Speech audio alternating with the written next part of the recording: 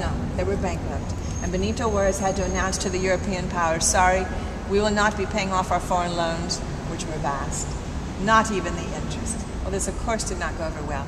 So the powers of Europe, especially Napoleon III of France, decided to come into Mexico, set up a puppet regime, run the show themselves. They got an emperor and an empress, Maximilian and Carlotta.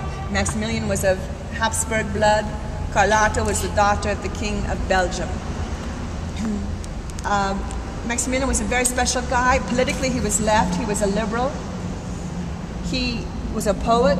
He loved nature. He had imported exotic birds to his palace gardens. He said, I will not go to Mexico unless you prove to me first that the Mexicans want me to come and rule them.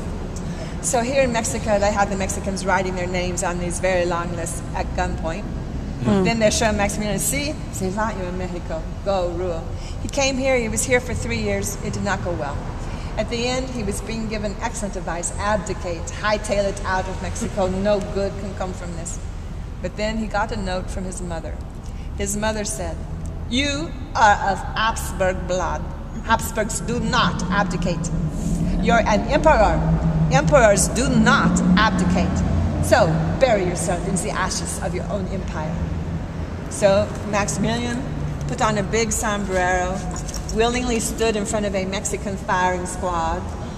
At his request, they played Paloma for him. He said, Viva Mexico, and they shot him to death. Thanks, Mom. Shortly before this, his wife Carlotta went back to Europe to try to gain support for them. The Habsburgs would not speak to her. Napoleon the First would not speak to her. He had set up the whole thing in Mexico. He knew it was a loser. He just wanted it to be over with. So Carlotta went to the Vatican. She said to the Pope, put me up. Everyone's trying to poison me. So he let her sleep in the Vatican library. Then she starts eating with the Pope, but she only eats the food off of his plate because she thinks people are trying to poison her. So she lives to be in her 80s. She lived to be in her 80s, quite crazy.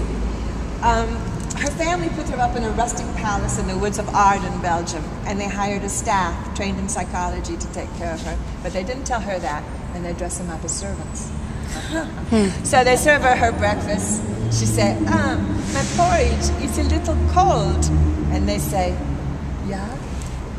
How do you feel about that? World War I is coming along. The Germans are about to